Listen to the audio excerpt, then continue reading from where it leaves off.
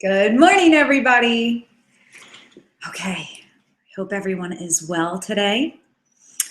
Go ahead and type in the chat a little good morning for everybody. Victoria, thank you so much. Good morning to you as well. We'll take a couple minutes here to just get ourselves settled in. I'll wait for your good mornings on the chat. We are at Module 4.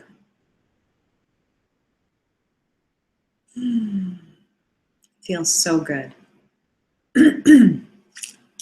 Make sure that you have your workbook, whether you print it out or not. It's totally cool. However your process is going. Good morning, Marissa. Good morning, sweet love. So good to be joining with you ladies on this beautiful Friday morning. Get yourself something to drink, your tea, your water, whatever. I have my tea. If you would like to, now that we're in Module 4, you definitely have your practice of opening and closing sacred space. So go ahead and do that. But know that we are in sacred space here. And feel yourself joining with your sisters here. And as always, we are together, no matter when this module is being watched. So, little pen, little pencil to make some notes. We have a beautiful module to walk through this morning. Okay. Everybody write in the chat a little good morning so I can see who's here. So you can greet your sisters, getting yourself settled. Turning off your phones, or at least putting them on Do Not Disturb. Turn everything off. This is your time.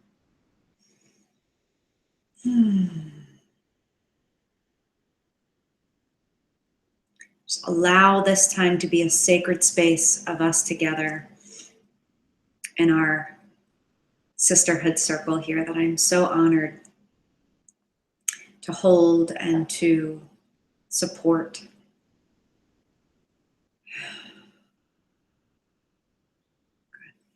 Okay. So knowing that you are held in sacred space, let's go ahead and join with our sisters and place our intention here. So get into a nice, comfortable seated position. Spine straight so that your breath can go down deep into your belly.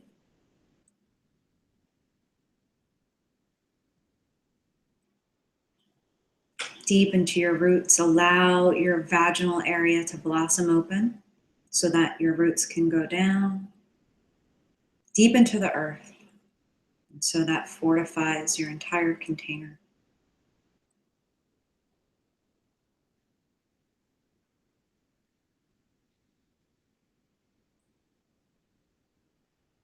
And it is here that we place the intention to be held deeply by the Pachamama.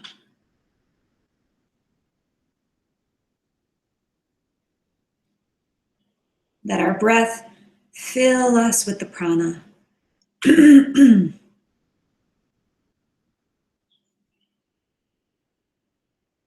most perfect, the most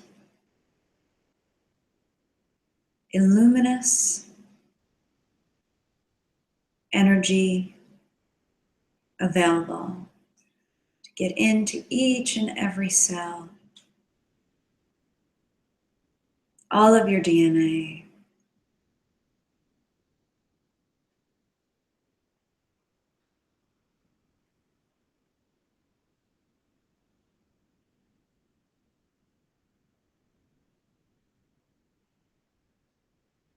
And we place the intention here today that this circle, this time together,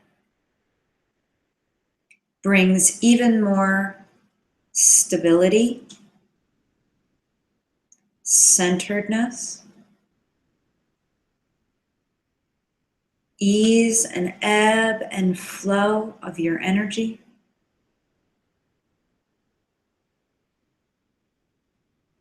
And an internal knowing within your 3 power centers, your Cusco, your heart center, and your third eye. An internal powering, drawing upon the divine power of the universe, of your own personal power. Your power to connect to the truths within you, the truths of your own power, that it is limitless,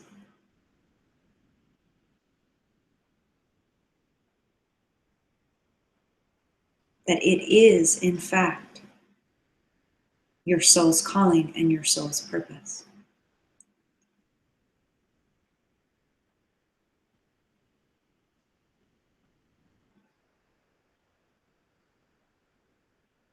Setting the intention and allowing that divine light to come through, and our souls to be the prism that it shines through, so that we can see the colors of our personal rainbow. We can see the truth of our personal power and hold it and follow it and uphold it with healthy, intelligent boundaries, with balance and flow, ease and grace.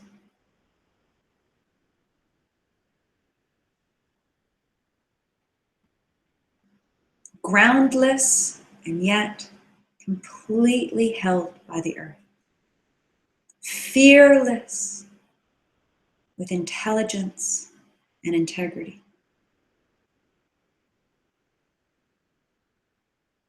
This is where we place our intention today, to bring this energy in, as well as we call upon our higher selves here to come and to be with us and to infuse us here within these physical bodies with our own personal power. We also call upon Hummingbird.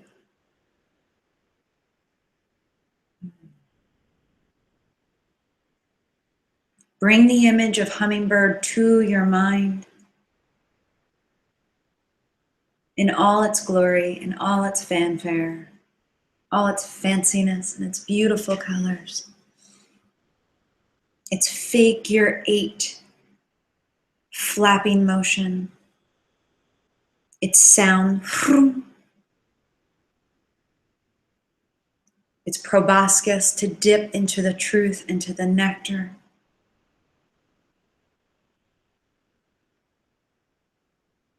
Its courage, its knowingness, and its freedom. This is our intention here today. Aho. Wonderful. Good morning, good morning.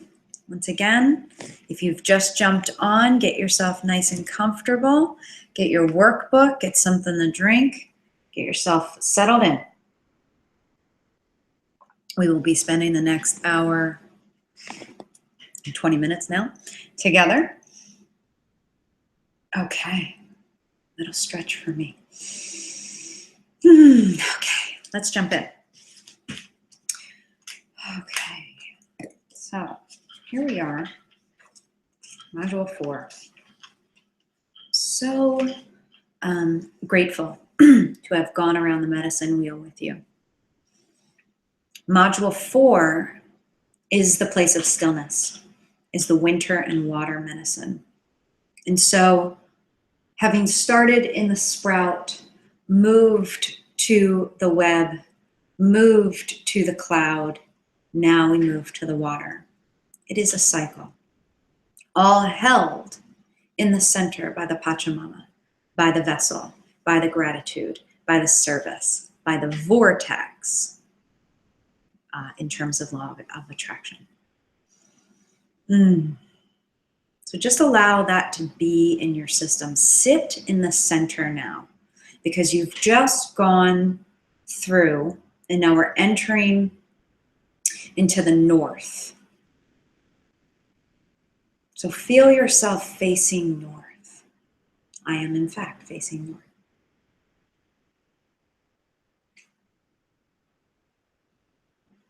Maybe you want to arrange yourself if you know where north is and that works.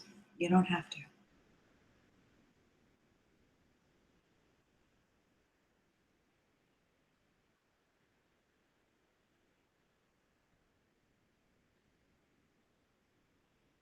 This is the place of stillness here.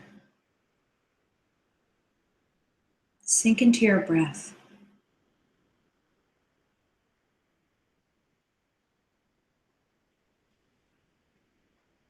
Allow that stillness within your system.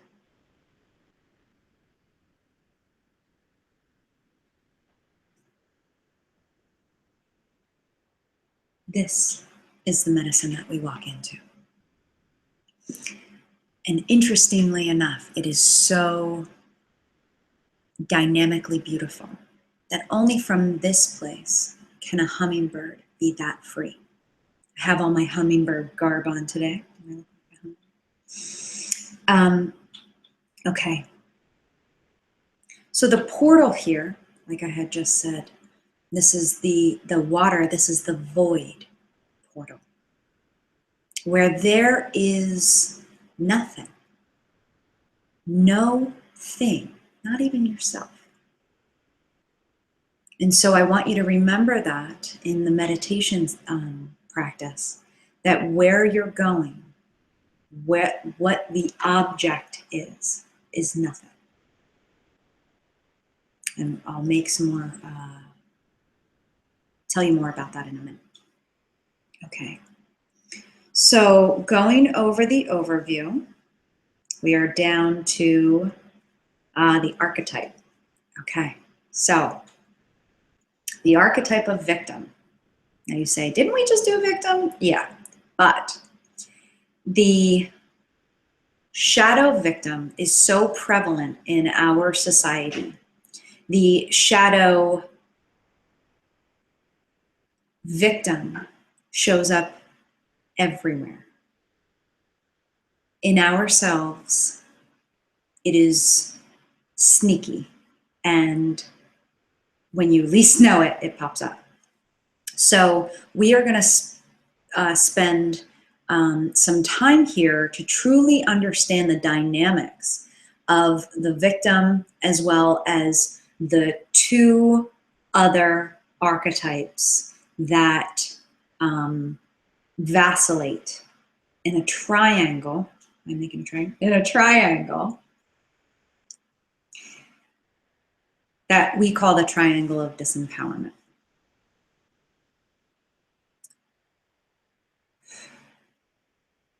Once you understand the triangle of disempowerment, you will see it everywhere.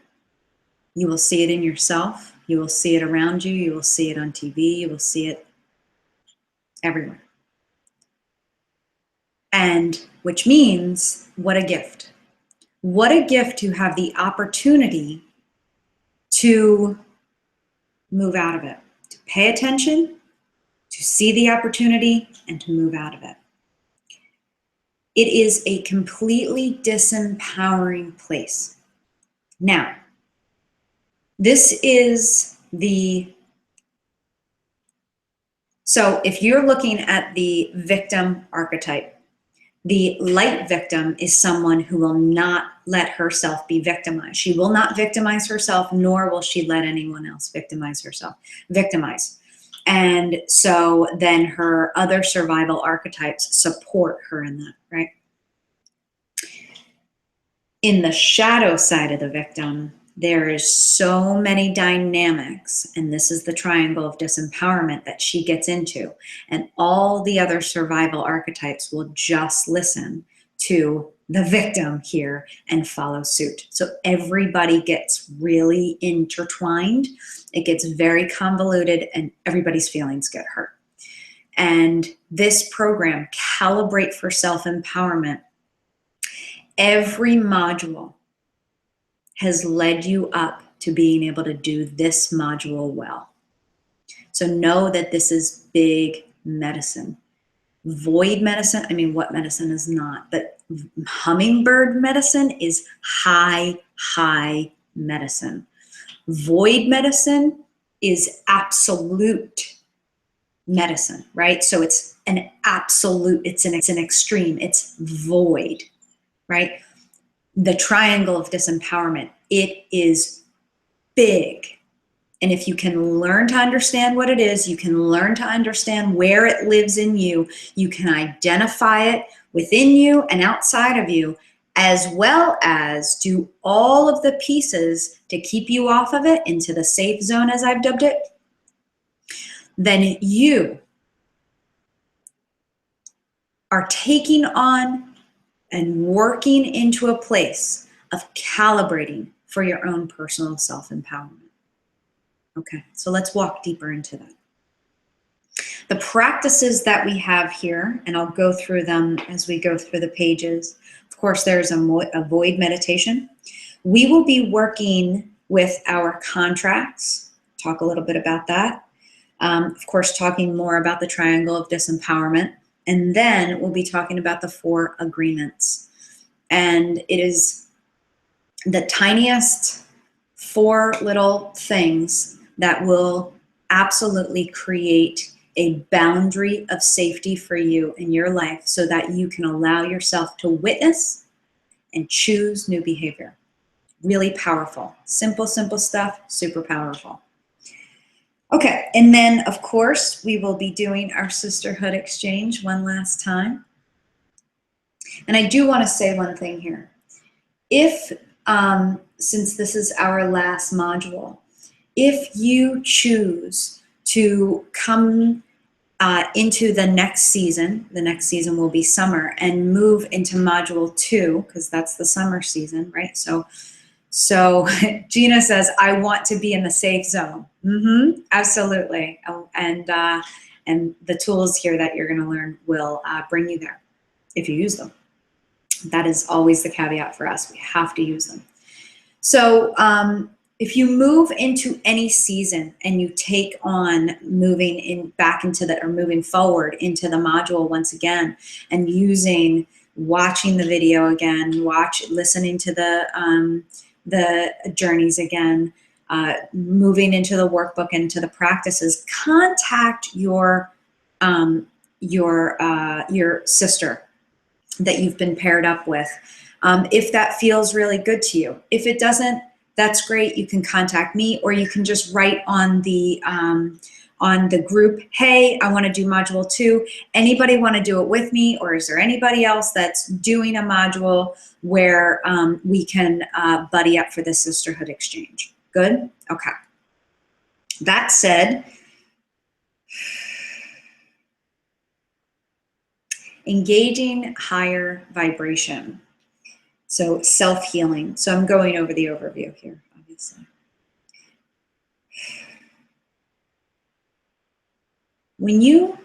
And I know that I have stepped into this before when I'm explaining the sisterhood exchange.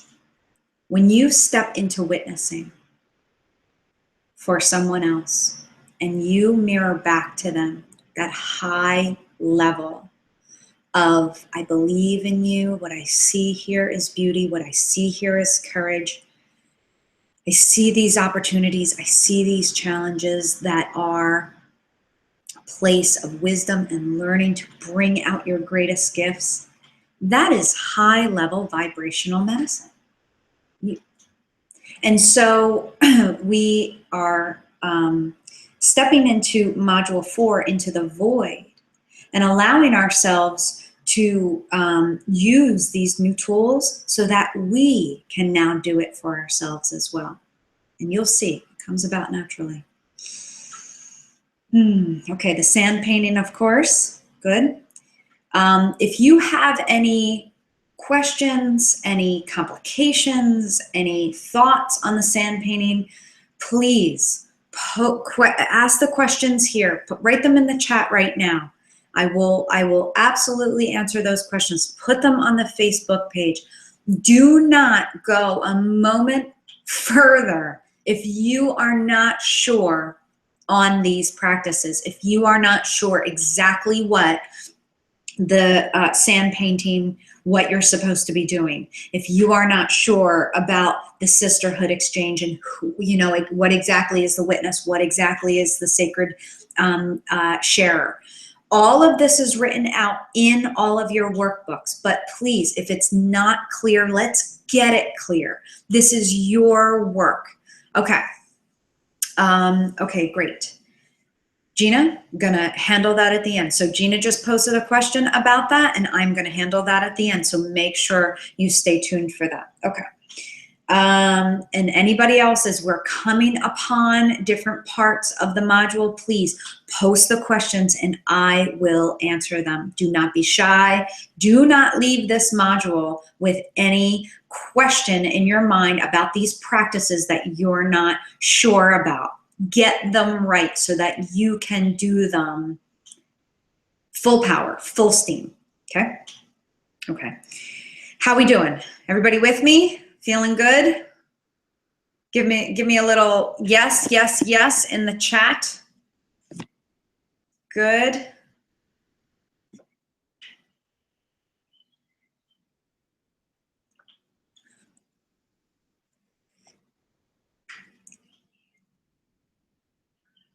Mm-hmm. Good. Leslie, super excited. Wonderful. Good morning, sweetheart. Good. Marissa, awesome. Lovely. Good. Victoria, yes, yes, yes. Crack me up. Good. Keep them coming. Love you, Jean. Love you. Okay. Same thing with the fire ceremony. The instructions you have, of course, in the last modules, I believe I actually did not put it in here because I did not put it in here. Okay, let me just make a quick note. Now you have them from module 2 and 3, but I will post the PDF in the Facebook group. Okay, just in case you need it again. Okay, and then of course on Sunday we're going to go through the Sunday morning journey, but I don't need to hit that here. Okay, and then the sacred altar to your power within you, connected to all that supports you. Okay, if you do not understand completely, you know, what an altar is supposed to be, what an altar is supposed to do, or at least the beginnings of how that begins to work within your system, please post that question. Let us work with that. Let's get you a complete understanding here, okay? Great. Your recommended reading. There's only 2 here. Now, I want you to read every book recommendation that I have posted in every module. I really do, because I think it just enhances your understanding. It enhances the depth of the work for you so that you can take it deeper. Things get clarified. I can't, you know, we only have an hour and a half together, so I can't tell you the secrets of the universe here. I just can point you in the right direction. So your recommended reading for this module is, of course, the 4 agreements. Now, you'll see in your packet on page, I want to say 15, you don't need to look for it now, that I have a 4 agreements thing printed out. Hang that sucker on your refrigerator. Make multiple copies and plaster it all over your house. Put it in those places where you need it the most, okay? And then, of course, sacred contracts. I had suggested this in module 1. Once again, I'm suggesting it in module 4 because we're really delving into those contracts here. Okay. And then, of course, all reading recommendations can be found on my site /books to love. Now, I have done my very best here to try to organize the workbook a little better so that it's a little bit more consistent and followable. Followable. Is that a word? Okay, so moving on, you'll see the schedule. So it's the same schedule. I just want to draw your attention to it so you can see that it really is a great tool. So you can see how to fit all of these different practices, fitting those buddy sessions in, those sisterhood exchange sessions fitting in the circle, the sand painting in, fitting in the fire ceremony in, fitting in the altar. You can fit it into these 20 days. That's why I've given you a schedule. Now, granted, sometimes you can't do it on those days because it's pouring out. I know that we had some of those issues, but this is a way for you to at least have some sort of ideal anchor to how the module is supposed to go. Anchor here. Do your best to follow this schedule. It will allow you to get all of this work done. Thank you, Marissa. I'm glad that you like the calendar and that it's great, visual and very helpful. I agree. I'm the same way. I use my calendar like a rock star. I schedule everything in there because I need to be able to see the big picture of how I am going to plot being able to get a project done. And so that is what I have done here for you. So please follow this, see this, use this, and you will be able to get the most out of this module. Okay? You want to finish strong. I want you to finish strong for your own edification, for your own education, to be able to take all the gifts here offered into this module, as well as the entire program, into your system and come out the other side feeling like, yes, got that. No matter what level you were able to go into these practices, you at least stayed with it. And then, like I've said time and time again, this work is here for you for as long as you need it, for as long as you want it. That's why you have a Kajabi account. That's why these are written out. That's why this is recorded, so that you have this tool always in your toolkit. You can never say, I don't know what to do now, because you have stepped in. You have stepped in and said, yes, I want to understand what self-empowerment feels like, what it looks like, and how to do it in my own system. Okay? You have the tool now. No excuses. Good? Okay. Schedule. Moving on. Okay, I'm on page 3 now. Okay, and of course, this is day 1 through 7. You have 3 major exercises here. So, the swimming in the void meditation. We have done a couple different types of exercises of quietude, right? We've done fire breathing, and that, you know, opens those channels, right? That is such a good tool. And we've taken on different modalities so that you can have the experience of doing different practices in different ways and how it affects you. You know, some people love the breathing work. Some people love the Adi Shakti work. Some people love just sitting in the void. I'm a void kind of girl. I need the void. So that's why I love it so much. Okay, so of course, you have your sacred space here. You open your Viracocha here. And you just practice sitting in silence. Now, Jeff Carrera, which my teacher, Tiffany Carol Pollard, introduced me to not too long ago, he has a beautiful approach to void medicine. He really does. He calls it no problem, right? Practice of no problem. And so I've given you his website, as well as there is a meditation that he leads. It's 35 minutes. Now, this is just a suggestion. Where you can, and I gave you the URL there, where he is just leading you through a very, very simple practice of practicing no problem. Now, there's one caveat here.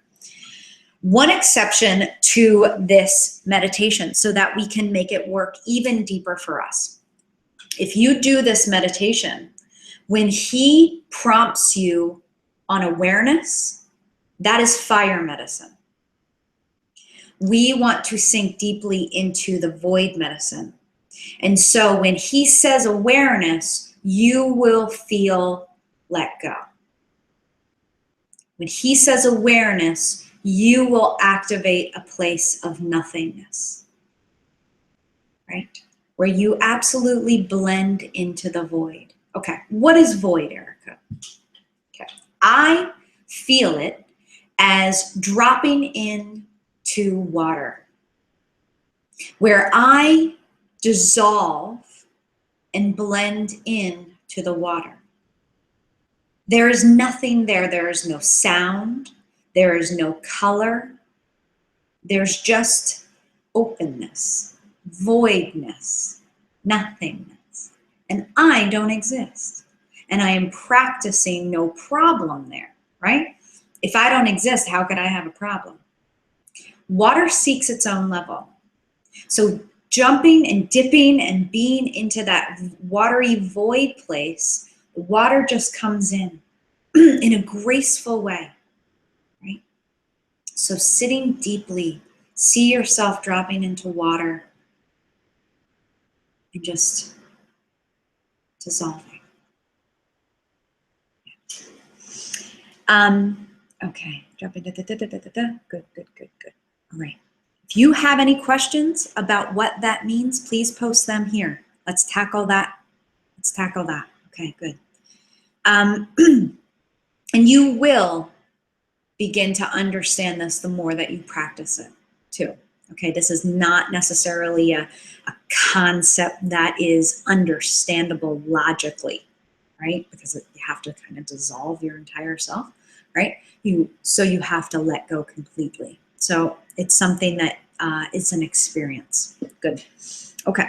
So any questions about that, please post. And if you are listening to this, the replay, please post in the Facebook group. Good. Any questions? Good. Okay. Sacred contracts and the triangle inquiry part 1. You have 3 parts, 3 different inquiries. Each week you'll be going through something different. And I am, first of all, so grateful that this medicine came through so clearly, so sweetly, and cleanly, so that you can walk into this one step at a time and really see this, all of these pieces come together. So we have it in 3 parts. The first part is where we sit with our contracts. Okay. What is a contract?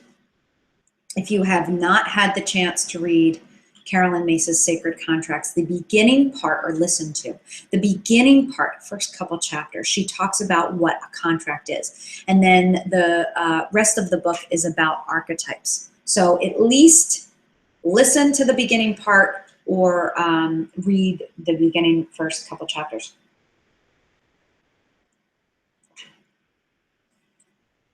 But in short, in summary, and I don't know if you remember, but let's jog your memory. When we went into Siwaska in the underworld in module 2, we went to a place of contracts, the hall of contracts. And here, we asked for our contracts to be brought down. We looked at them and we allowed ourselves to change them. This practice of identifying places where you have contractually agreed, hear my word, agreed, to operate under a certain condition is where we're going for this. What does that mean, Erica? Okay. When we sign a contract, we sign to agree on something. And to operate under that contract is to uphold that contract, right? So if you operate under a contract of freedom, right? You have contracted with life. You have agreed with life that you will live under freedom. Then everything that you do comes from that place of freedom. All the archetypes have different ways of contracting.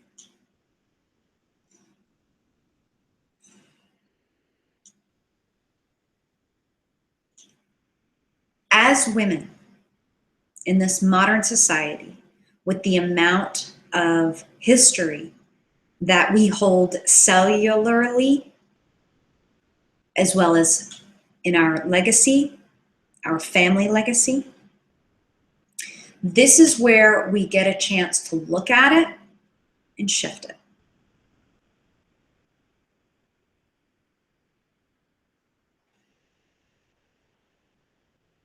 So, as you go into this journal inquiry, you're gonna need to take some time.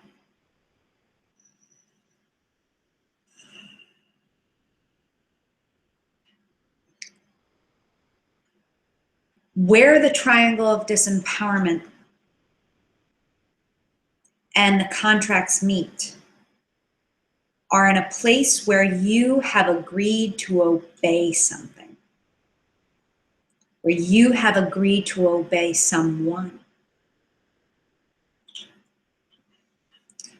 I want you to look deeply into your relationships with men, relationships with your masculine self, relationships with the men in your lives, father, brother, husband, spouse, mate, boss. Look at these relationships, son. Look at these relationships and see what and how do you operate with them.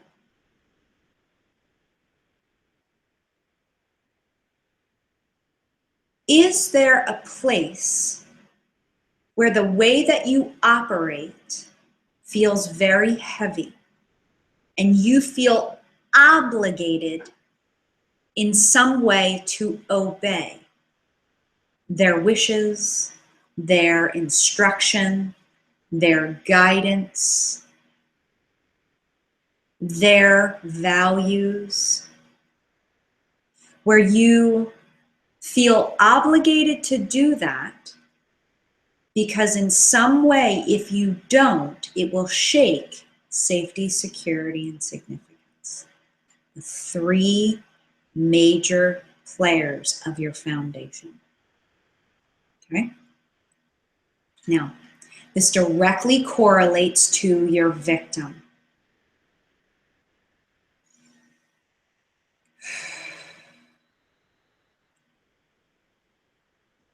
She will be obligated to obey. And right there is where your victim archetype, your very needed, honorable,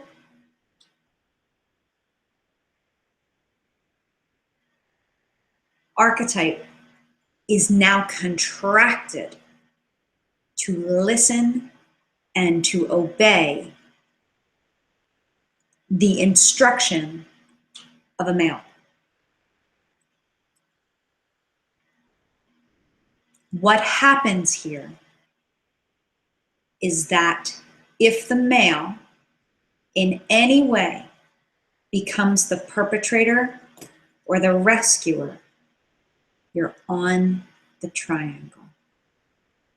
This is where the damsel and the princess start to intertwine and get really hairy and scary. Okay? Once again, this is why you had to go through module 1 of understanding, or at least feeling, or at least stepping into the vibration of what it means to be healer, to have that higher vibration, and offer that, mirroring it back, to step in and understand the places of your survival archetypes, to step in and understand the places of your female goddess archetypes, your queen, your female archetypes. Now, smoky. Now, what do we do with them? Well, there's checks and balances, and that's what we're doing here first. We have to first see, are we obligated here, right? Because it's an instant hook onto the triangle of disempowerment. Okay, so you're going to be going deep into your journal inquiry about this. Checking time here. There's a lot to cover. Okay, so now I do give an example here. And I really want you to understand this in your system. And this might not be what it is for you, but it might show up in a different way. Now, also, pay attention if you feel things that are not yours, right? So they could be one of two things. One, it's coming from the cellular level of you remembering this place of feeling obligated to obey a leader of the tribe, a leader in some way, right? The king, those sorts of higher men archetypes, as well as the global piece of the woman being persecuted.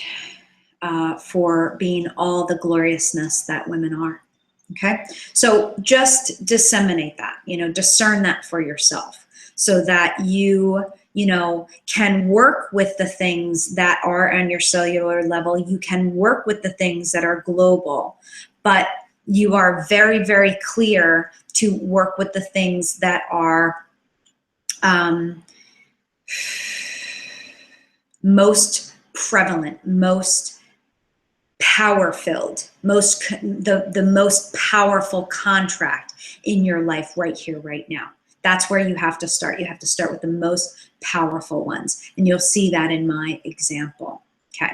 Any questions here? Do not move forward into doing this without understanding. So once again, post it here, post it in the Facebook group. Okay. Now, once again, these things are something that you have to step into so that you can begin to understand really the depth and the breadth of this practice. Okay. Now, I do write here that this agreement/contract, same thing, feeds the victim role. Okay. And it is only a matter of time before we start the brutal triangulation of blame and fear. First, we have to become aware of the contracts, then allow a stillness with them. This is that void medicine that we have to bring in here. This is why we do this type of work in the winter water space. Winter water. Okay, Gina. Mine was more about obeying my mother and is only directed to male. No, you're contracted. It's the same thing. That just was it came from my mother to obey my father. So it doesn't matter. It's just start along those lines. That's great that you know that. So continue. See where you have agreed, right?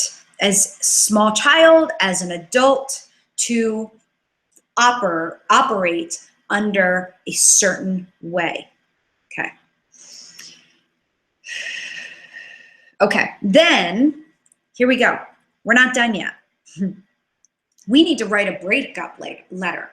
So just like in our journey to the underworld, we brought out the contract, we checked it out, we saw if it works for us. If it didn't work for us, we threw it away, or we did whatever it was that it needed so that it dissolved. And then we got another one and we wrote something that we really, really want. You're going to do the same thing here. You're going to write a breakup letter, Gina, to your mom. You're going to write a breakup letter to your, not to your mom, but to the contract, or to the person that in that contractional space, in making a new contract with that person, right? And it's really making a new contract with yourself on how you operate, okay? So making that breakup letter one contract at a time. So dear mom, I no longer wish to operate under the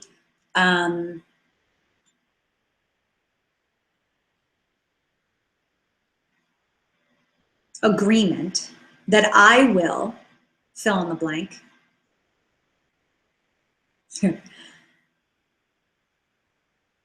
I now claim that I, and fill in the blank. I want, fill in the blank. So you are clearing that old contract. You have that power. You have that power. You made the agreement, you can break the agreement. You are a divine being. I now call in, and fill in the blank. I now want. Right? Now, does it make sense for you to make a new contract? Maybe. Maybe you need a new contract. Maybe you want to say, I now contract with you that I will be and I will uphold my highest blah, blah, blah. My highest place of power. That I will use our connection as a place to remember the gift of the mother-daughter connection. That I will, in the arena of a contract with a male, that I will use our relationship to remind me of my greatest skills, greatest gifts, that you are here to help and support me and to stand next to me and to give helpful guidance, that I choose, and I get to choose what I want to use. And I thank you for your commitment and your support, right? So put yourself back in the driver's seat of that contract, right? You choose what goes there. Maybe it's a new contract, or maybe you dissolve it completely, but you also bring in what you want, okay? You just claim that. Law of attraction. Great. Okay, it is literally cutting cords. You might have heard this, this term before, cutting cords. It's an energetic tactic, if you will, technique, where we are taking our power and we are using an energetic knife to cut this place of agreement. And when you do that, you also need to be aware that this boundary needs love. So don't just let it leak out, right? That is why we create the breakup letter and we create what we want. It's really important to say what you want, because that will help and that will create the manifestation of this new boundary. Do you see that? Yeah, you're not just cutting tentacles and calling it a day, because you're going to be leaking energy still. And then you'll just pull it back, or somebody else will plug into that hole, believe it or not. So when you do that, you will feel a concentration of your energy, a powering up. Feel that, experience that, okay? The more that you spend time with this and commit to this and put your time and energy into this, the more that you will experience this. Okay. Feel your power coming back to you each time, choosing to no longer give your power away. You see that? This is those tendrils that we cut. We no longer choose to give away. No longer choose to give away like that. Nobody's allowed to suck it out of you, right? Cutting the cords. We're cutting the contracts. We're cutting the agreements. And so that you can create a new boundary. Good. Okay, and we will go on to part 2 in just a moment. Great. I have some questions here. Let's just look here. Leslie, thank you so much, Leslie. Leslie says, wow, this is big work. Years of therapy condensed. Exactly. Exactly. Right here. Power condensed, work condensed, bringing it in. Good. Gina says, can you write those words that you just said? You're so funny. For the contract on our page later. Okay, I will do that. So giving an example. Thank you, Gina. Example of the breakup letter. Okay, and Gina, I am quite sure that you are not the only one that would like that. So I thank you so much for stepping in and asking for what you need, because everybody else, I'm sure, will use that as well. You meant the breakup letter, of course. Okay, good. Keep bringing those questions. Stay with me. Okay, let's just shake that out. You're welcome, Jean. Let's just shake that out. Get your water, get your tea. Getting deep in, right? Okay. All right. This obviously this module is heavy, and so this is taking a little extra time than we'll do our best, right? Okay, we'll call that in. We're going to get this done correctly on time. Okay, so your dream intention. So of course, now is your choice to sleep in sacred space and open your Wiracocha. Try it out. If you've tried it out and it doesn't work, I know for some of you, you're just in that space of figuring that out. How's it work? What's it feel like? What does it bring for you? The more that you cut these cords and bring your power together, which we'll be going into in part 2 and part 3, the more that you will be able to stand in a high vibrational, self-contained, condensed place that you can, in fact, open that Wiracocha and sleep in sacred space and do your work like a rock star when you're sleeping, okay? Just check that out for yourself. Continue to see this as a resource for you to come back to. If it doesn't work the first time, come back to it in a little bit, okay? All right, so you're going to create the intention to be given the clarity and the insight around what it is that we're working on here today.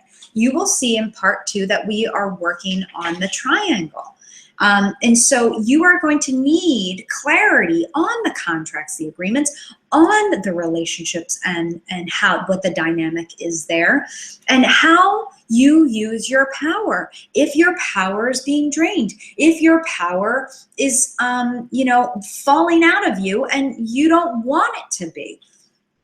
Get some clarity there. Use your dream intention to have this clarity coming in for you, and then don't forget to write it down. Now, and you're gonna call upon the power animal of this module, which of course is the hummingbird. Now, I have written, I didn't write. I have included in your workbook 2 write-ups of the hummingbird medicine, as well as I want to hit upon that, and I guess right now is the best time to do that. Yes, okay. So, hummingbird, you ready? course, the place of the north. And in the write-up, it'll tell you lots of different things. One thing that it does not tell you, and so this is why I'm telling you here, is that it is the place of the solar plexus, or maybe it does. Anyway, it's the place of the solar plexus, the third chakra, okay? Because essentially, the hummingbird creates, now this is just astounding to me. When the wings flap, it creates a figure 8. That's the infinity loop. The infinity loop is what is happening. This is how the energy moves here. Down and into your root. Up, right? Oh, this way. Up and down. Okay, I'll move back real quick so you can see a little better. Okay, so here we go. I'll start at the center. Up into my head. This is weird. Down and around. Up into my head. Down and around. Okay, do you see this is the space that is crossing over? This is where your sacral chakra is. Okay, so the hummingbird crosses into this place of the sacral chakra and also in the heart chakra area.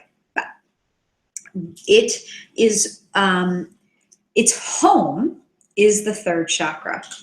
The third chakra is all about the place of balance, or I should say, in the infinity loop, it's creating a place of balance, right? So the energy goes up, crosses, and comes down. Up, crosses, and comes down. So it's creating balance up here and balance down here in your root chakra. Okay.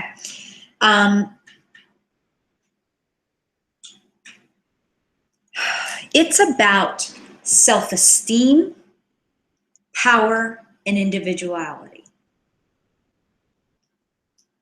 which supports, of course, everything that we're doing here.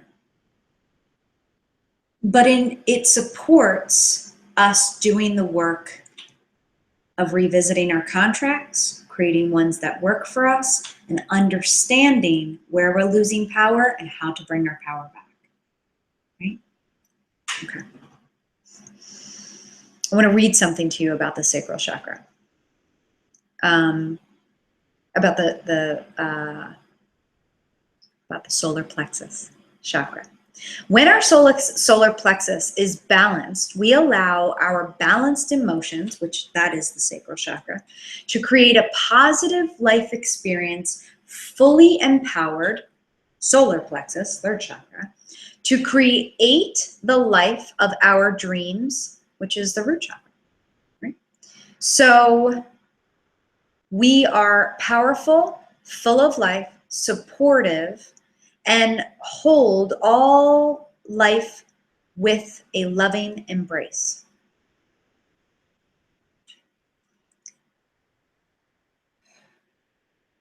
The hummingbird and its totem allows us to do that. That is the tool. It is the energy to allow us to do that. Hummingbird medicine is more easily touched, I believe, than jaguar or serpent medicine. It is just as powerful, or they're all equally powerful, but I feel like hummingbird and eagle are easier to understand. So when you call upon hummingbird for your dream intention, call upon those places of having the courage to see what it is that you need to see so that you can stand in a place of power and individuality and allow yourself to regain self-esteem, to regain your self-understanding of who you are, right? Understanding and feeling that power by cutting those cords, okay? All right. Also, hummingbird has this long proboscis, which it can go deeply into the places where there is the most nourishment, right? The gifts of a situation.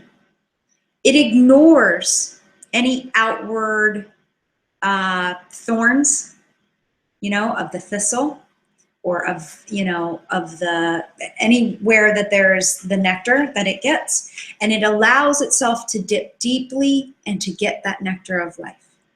Okay, so it is tenacity, it is resilience, it is courage to know its own power, to get in, get its gifts, and to come out and still be upheld, and to fly to where it has to go next. Feel that hummingbird medicine here for you. You need this hummingbird medicine to be able to dip into the contracts, see them, say, man, this is a little rough, but the nectar here is that I get to change it. And this is what I get to change it to. And come out, be done. Good? Okay.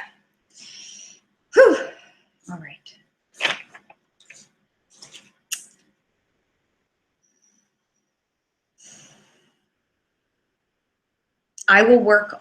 We will talk about the day 2, the journey, the sisterhood exchange, the bath, and the sand painting on Sunday.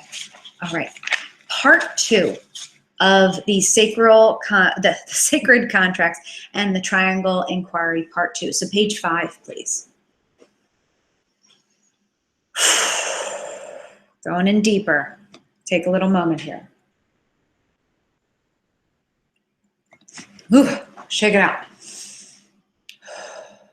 Breathing deeply. Everybody okay? Everybody with me? Go ahead and write it in the chat. Touch base with your sisters. Touch base here. Touch ground, touch earth.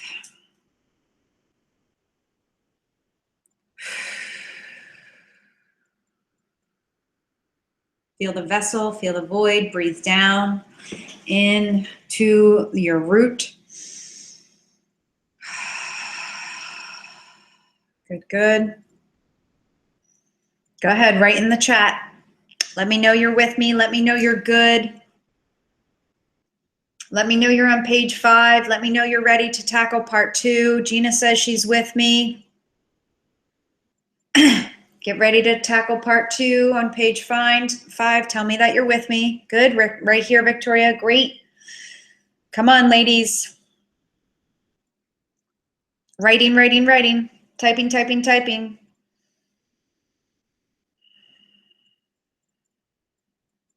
Let's engage. This is big work. You got to be with me. Good, good, good, Marissa. Breathing, breathing, breathing. Getting ready for the next one. Leslie, keep going. This is good. High five. Okay, let's go. Now, after going through your contracts, you're going to spend an entire week of doing this. You're going to get deep in there, and you're going to be disconnecting the draining of that power, and you're going to be finding that as a new resource, right? That is going to empower you. It's your own power. You just get to keep it now, or you get to say how it's used from a present place. Good. Now we have the inner resources to use the triangle of disempowerment well. Okay. Please, while you have out page 5, please pull out of your packet page 14, the triangle of disempowerment. When I learned this, now God bless, my teacher, Linda Fitch, said this in passing one day. Like, oh, there's this, this, and this, and this, and this. And something inside of me leaped for joy in knowing this, and could feel the absolute thunderous lightning power that can come from understanding this, and getting off of it appropriately.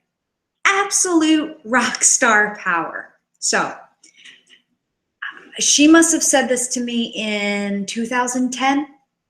Here we are, 2016. I'm still absolutely in love with the power that this can bring us. So let's jump in. Triangle of disempowerment, page 14. We need to see where it is active in your life, okay? Like I said before, you'll probably see this everywhere. Now, number one, you just need to witness it. We're not judging this. We're not saying, it's there, it's there, it's there. Right there, you do that, you have just made walls and defensive and resistance and then judgment, and you are screwed at this point. You need to allow yourself to use your greatest void witness medicine to just, stillness, I see it. Thank you, I see it. Now I can do something about it. Good? So let's approach this way. This is power for you. Not a place where you run away. That's fight or flight response. We're not doing that anymore. We walk through Jaguar. We understand that we don't need to do that anymore. Okay. The triangle of disempowerment happens anywhere where there is the two space in your life. Now, this ties to the second chakra, the Jaguar medicine, right? The awareness, and the fire medicine, where there is a two space, a one-to-one relationship, where there is you, witness, and something else. Now, this can be you and someone else, you and your ego, you and God, you and money, you and life, you and your dog, you and the kitchen. I mean, like, this can go on forever, and it makes your brain a little cranky. So this is why you have to step into the place of stillness. There is no problem. I do not exist, right?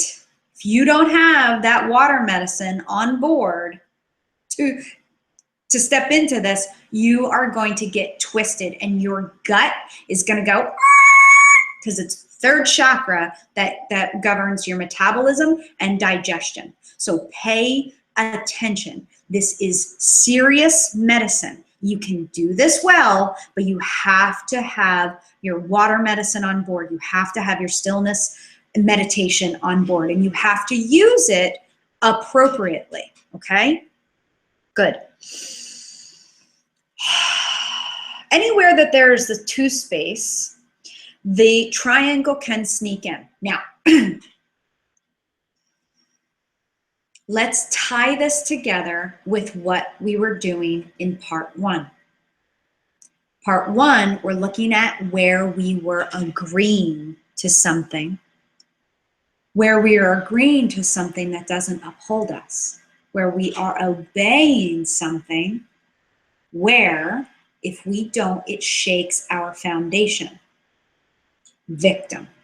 Now, looking at page 14, the behaviors and feelings of the victim. You ready for this, y'all? Strap on your seat belts, because I got stuff to tell you here. Okay. So now, the victim believes that she is helpless.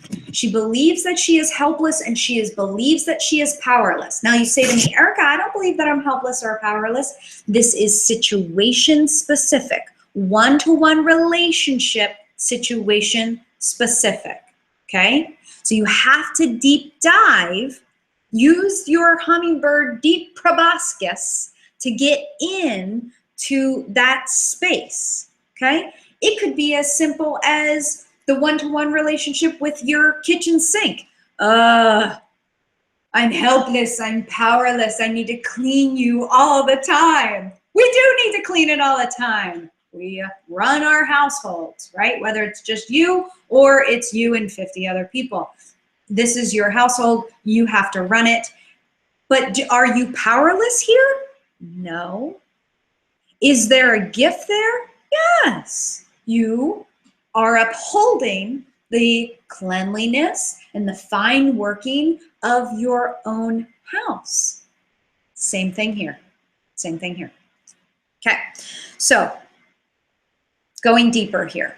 The victim believes that she is not okay, but everybody else is. Now, relationship to money. That everybody else has what they need. Everybody else gets what they need. Everybody else has finer things than her. This is where jealousy can come in. But she's not. See where that sits. If it sits, it doesn't need to sit. Let's hope to God it doesn't sit. See where maybe that could, or maybe does, with your relationship to money. Your relationship to your spouse. I feel powerless to fill in the blank. I feel that I am in some way oppressed, helpless, incapable, or misunderstood. You can see this in all of these different places if you look. I should say, this is what I should say. Look into these relationships that you are in your life. Ask yourself these questions, and this is why I wrote this here. Do I feel oppressed, hopeless, incapable, or misunderstood? But it has to, you have to have the relationship in your mind first. So it correlates to a relationship. Now, you can use this in a present relationship, but you can also use this in a past relationship. But your work right now is present. This is where we are working.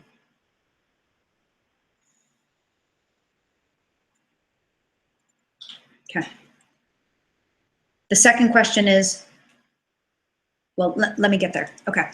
So the victim seeks a rescuer for validity. The victim feels that something is not valid in her and that she needs something or someone stamp of approval, right? So she seeks that energy out from someone else. When our systems vibrate at that, that person comes. Once again, law of attraction. You brought it. Does not stand up to attacker. We'll get there within the perpetrator. That's really the perpetrator. Refuses to make decisions, solve problems, get professional help, or do self-care or change behavior. So it's not all of these, but it can show up as one or two, or maybe it does show up as all of them. Okay.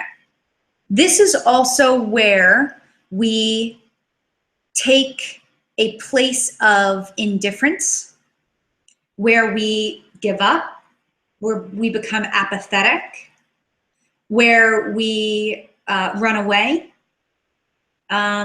Those places are where we take out our own power, right? Where we stand as the victim. Now, once again, if you have a contract that says that you need to obey someone, this is where the perpetrator comes in, okay? Also known as the attacker, the bully, the blamer, the archetype of the bully and the coward, interestingly enough. Okay, now the perpetrator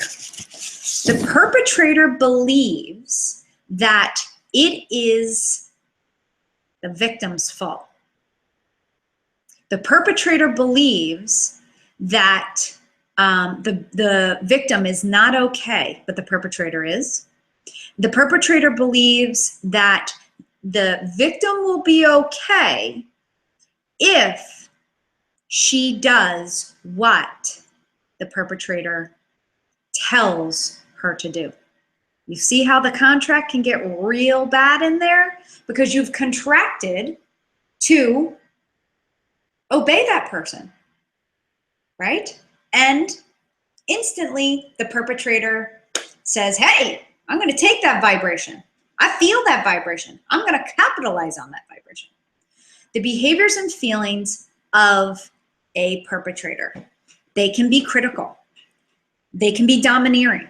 They can be bossy. Now, once again, this is in a relationship-specific place. So choosing one relationship here and looking at that, asking yourself these questions. This is why I wrote these questions for your journal inquiry. This actually is number 3. I accidentally skipped over rescuer. It's okay.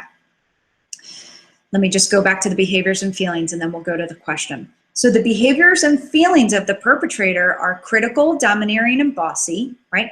This doesn't have to be the way that someone acts or the way that your relationship acts all the time. It's just a place. So you can't like nail this down. It happens and then doesn't happen. It happens and then it doesn't happen, right? Once again, you're not making judgment here. You're not looking at the perpetrator right now going, it's that person. You're not doing that, because that is a way of you putting judgment and you just deepening your victim right now. And we're not here for you to deepen your victim. We're here to get you off this triangle. Okay, so catch yourself right now if you are labeling and pointing the finger at someone else, because guess what you're doing? You're being the perpetrator. You're on that triangle. See how sneaky it is? Yes. Okay, puts the other person down, blames and points fingers, feels anger or resentment, fears being out of control. This is big. Fears being out of control. See this. See this how we can be the perpetrator, just by fearing being out of control. Okay. Very rigid thinking, right? My way or the highway. And I put here, like I said, the shadow, bully, coward archetype for your edification. Okay. So now the questions here, and this is question number 3, asking yourself the following for each relationship. This is not an overall question of who in my life is critical, angry, resentful, and needs to control. No, no, no. Have a relationship in your mind first, and then ask these questions, okay? Asking yourself, do I feel critical, angry, resentment, or a need to control the other in this situation? Maybe you have. Maybe you have walked around the triangle and been each person in the triangle at one point or another. Totally how the triangle goes, right? Or maybe you stay between victim and rescuer, or maybe you stay between perpetrator and rescuer in a certain situation, in a certain relationship. See this dynamic and see its full manifestation. Just here is just acknowledging this. Okay.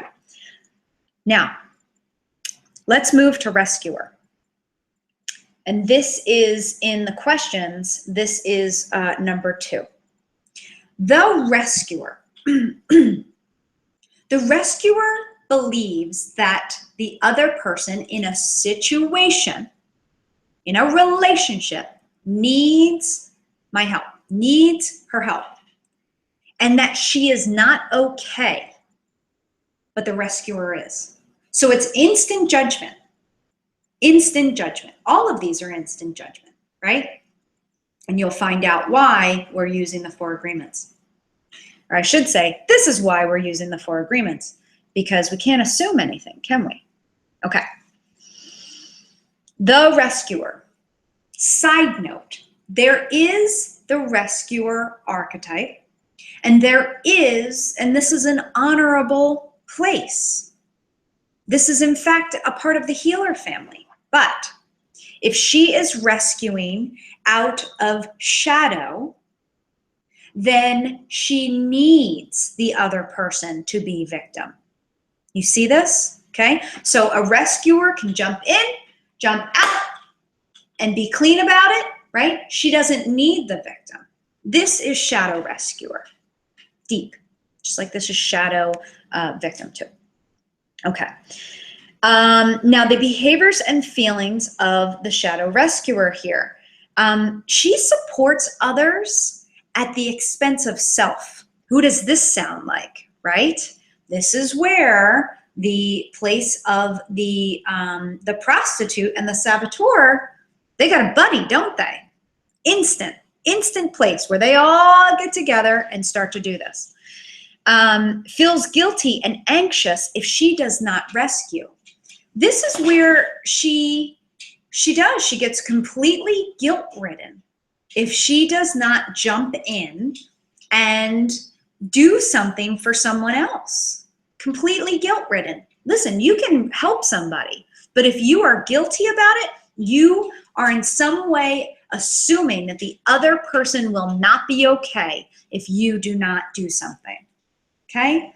This is a real funky line to walk, but you have to just hone your integrity. And when you get confused, get into the void space. You see, once again, why we're using that meditation, why we're using that void space. Get in there, okay? And then come back to this. Now, caveat. The mother relationship on nurturing children, that's a whole different thing. But just as long as you are not needing your children to need to be rescued, that's different. Or nurturing children or helping them, so on and so forth. But it can get funky in there, so pay attention. Okay. Also, the rescuer feels the most content and capable and connected when the victim is dependent. Isn't that interesting?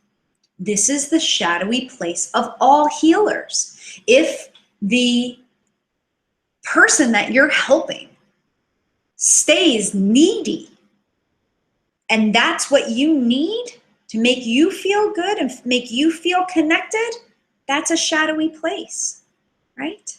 That's you sucking energy out of them. This is a huge dynamic that you will be checking out for years and years to come. But I want to put it in your lap. I want you to understand it, and I want you to start to work with it so that you can work yourself off of it. Good?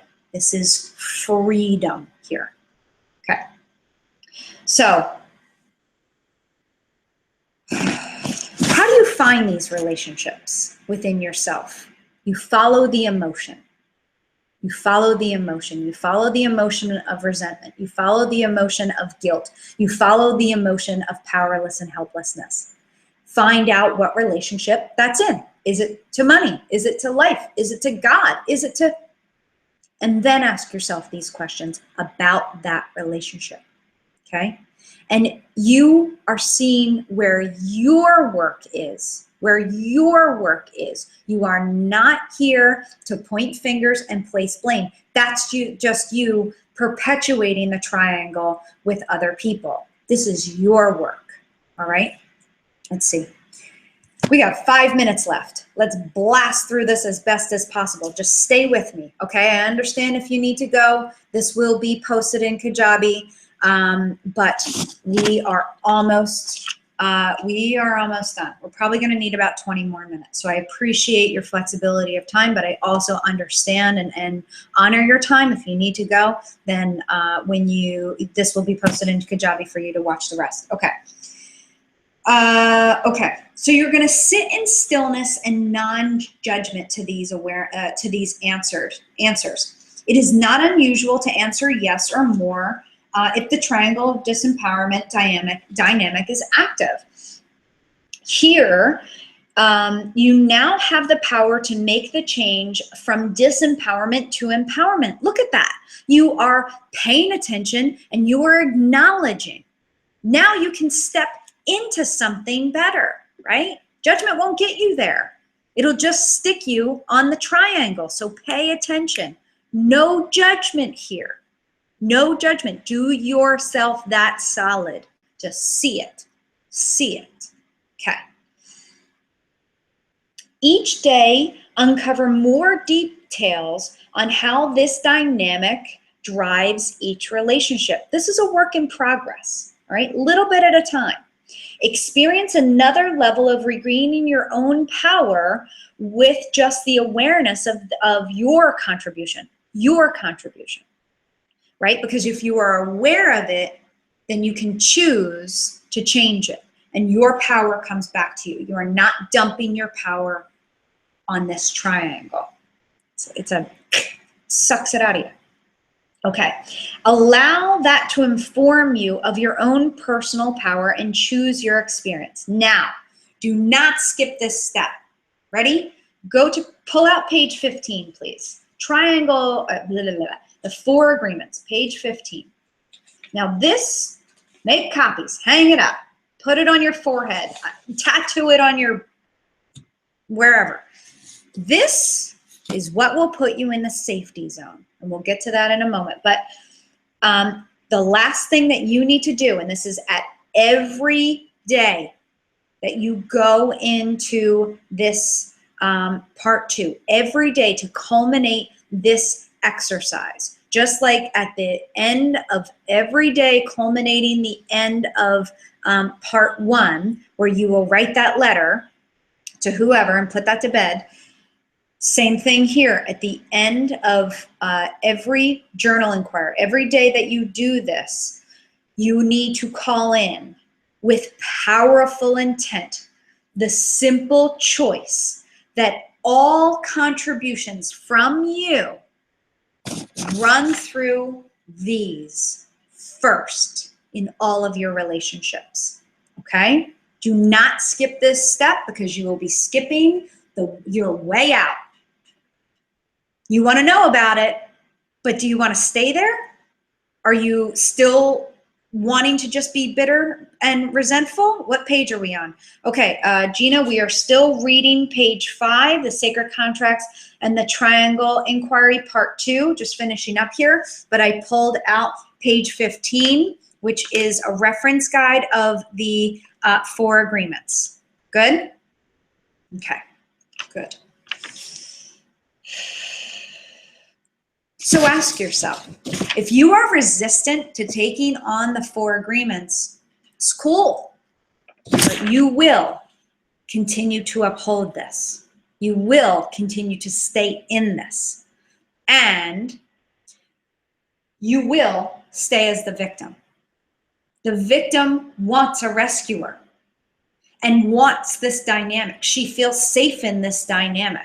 Right? It's completely disempowering. She doesn't go anywhere. She doesn't get anything. She gets to be the damsel in distress. She gets to be the princess right here. She gets to be the queen that does not have sovereignty over her nation. She does not get to take on her jaguar power. She does not get herself. She gets to give it away. Right? She gets to give it away. And if this is what you want in life, cool. That's your choice. If it's not, do not skip this step. Do not skip the 4 agreements. This is the safety zone. I see the 4 agreements as the training wheels to get off the triangle of disempowerment. Love that. Okay, do not skip this step. And of course, your dream intention, you're going to reference page 3. I just couldn't fit it there. Let us move now to page 7. Good. Now that you have initialized this change, you've checked out your contracts, you've made the change, you've made the breakup letter, you have cut those cords, made that this is what I want my boundary to be. You've allowed your power to be here and not sucking out all over the place.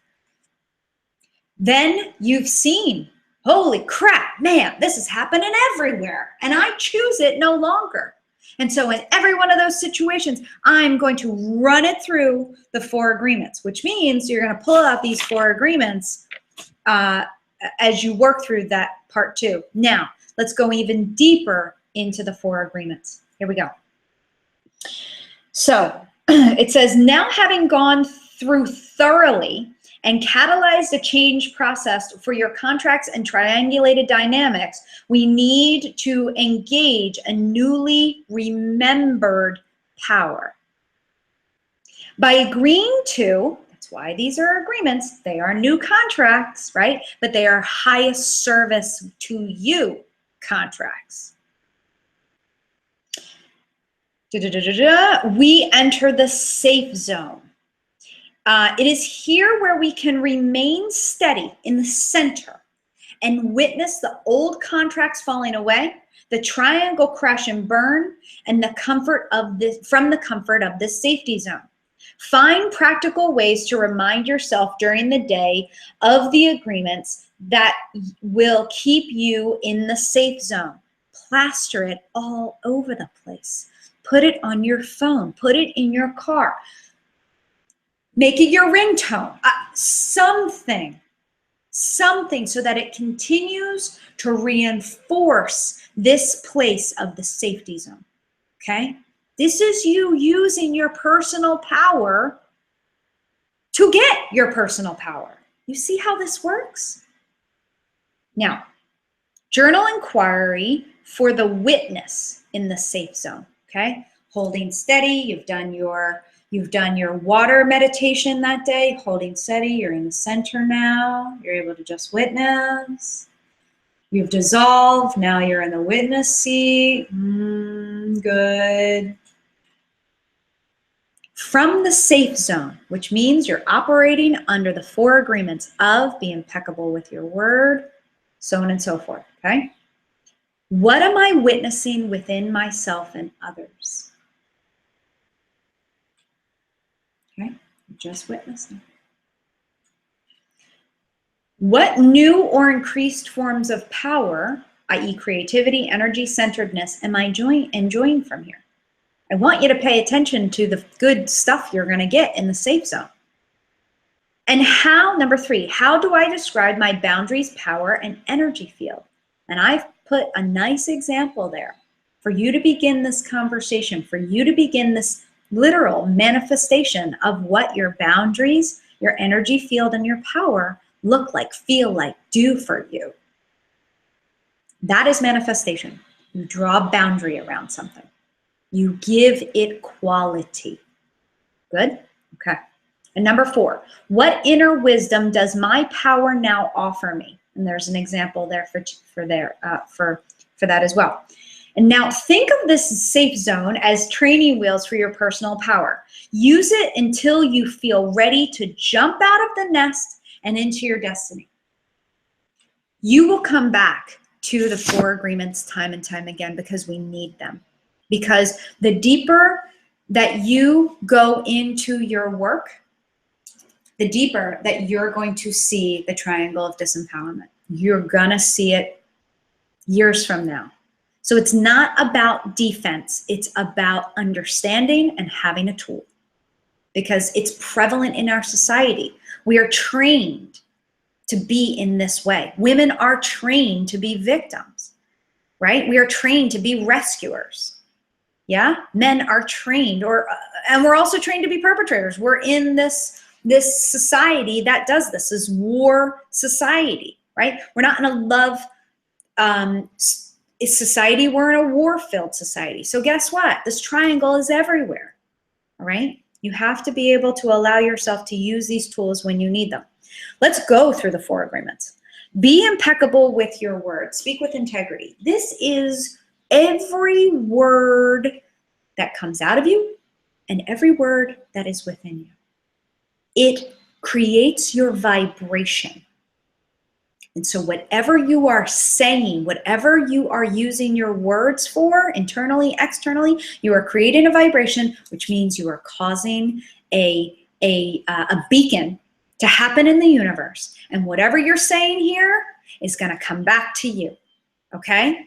Use your words to create what you want rather than to concretize what it is that you no longer want.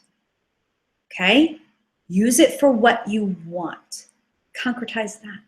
Bring that in. Number 2, holy moly, don't take anything personal. Ready? Okay, everybody with me? I got some magic stuff here. I know we're running over time, but I have some magic stuff. Please be with me here. Are you ready? Write this down. The difference between mirroring and projection. Okay? Now, this comes into the don't take anything personal place because people are constantly projecting onto us. Okay, what is mirroring? Mirroring is the sisterhood exchange. Mirroring is someone, thank you Marissa for being here. Mirroring is someone literally just mirroring something back to you. Okay? Mirroring back something for you to pay attention to. Good, bad, or indifferent. Good? Okay. Projection happens, now hold on. Mirroring can only happen with appropriate boundaries. A mirror has a frame. A mirror has a clearness, right? Has a frame. Projection is flat screen. It's white.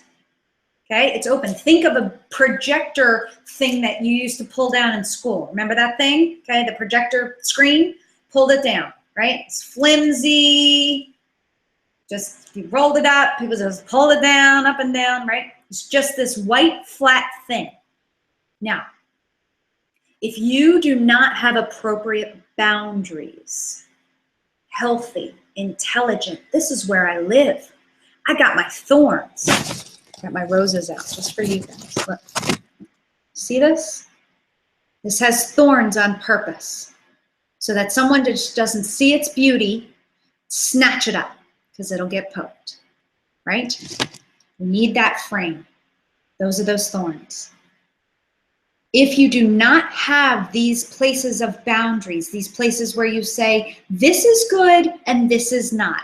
I will take that and I will not. I allow that in my life and I will not. If you do not have those thorns, then you are a blank screen and everybody will have the opportunity to project their shit onto you. And guess who's going to be the victim? Guess who's going to be confused? And guess who's going to want to be the perpetrator? You.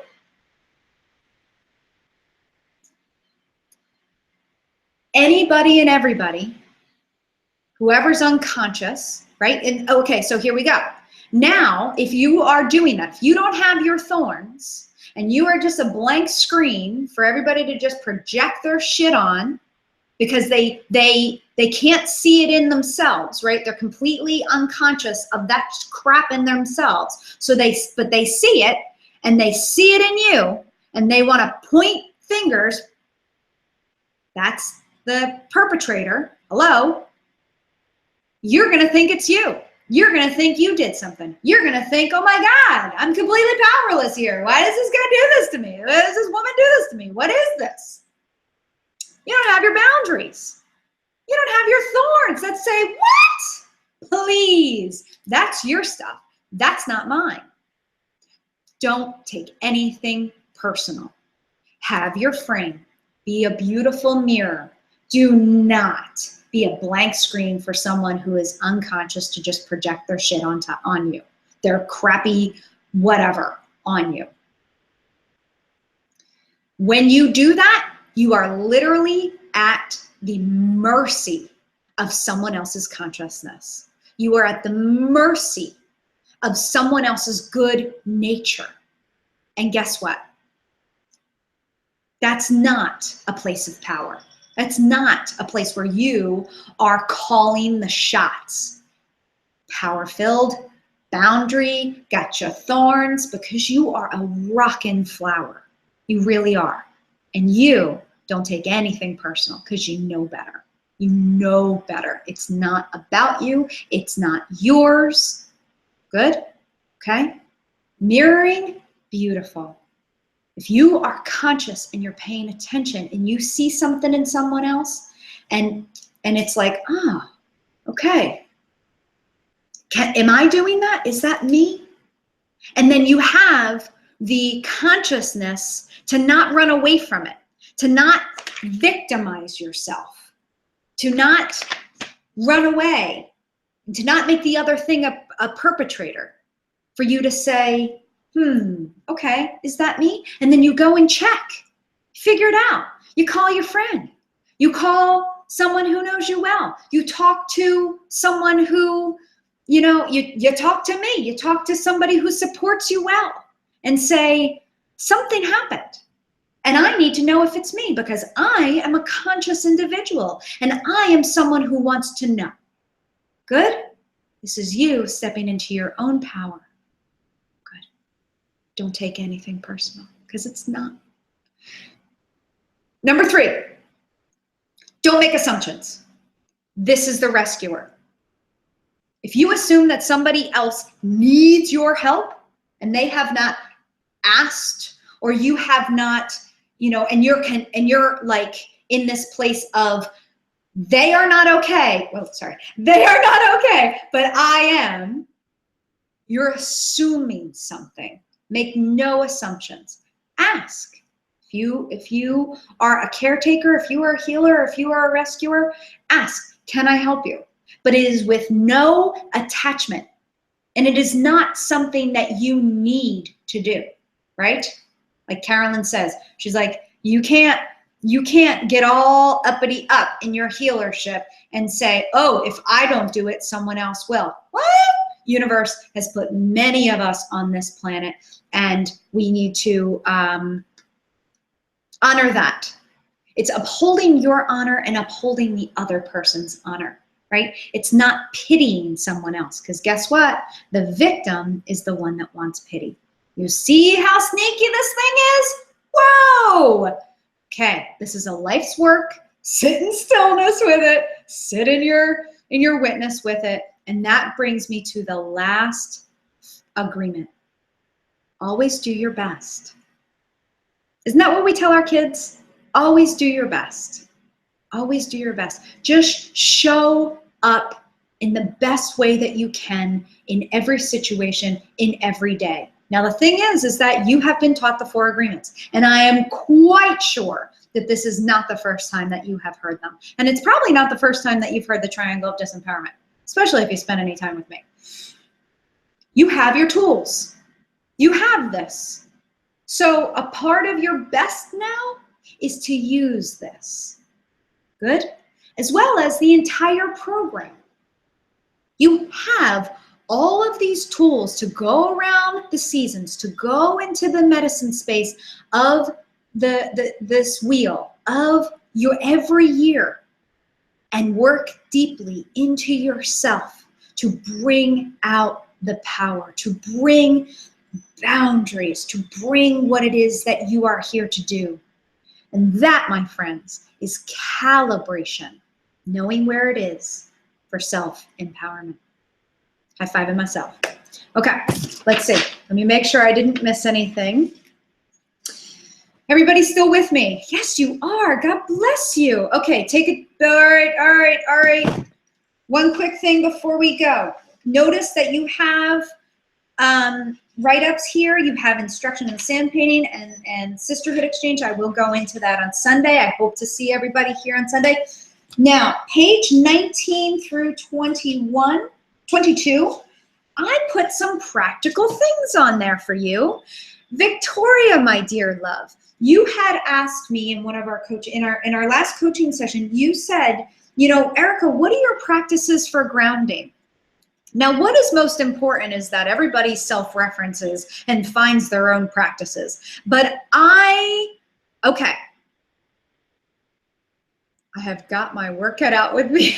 Yes, Leslie, you do. We all do. And this is why we sit in stillness, okay?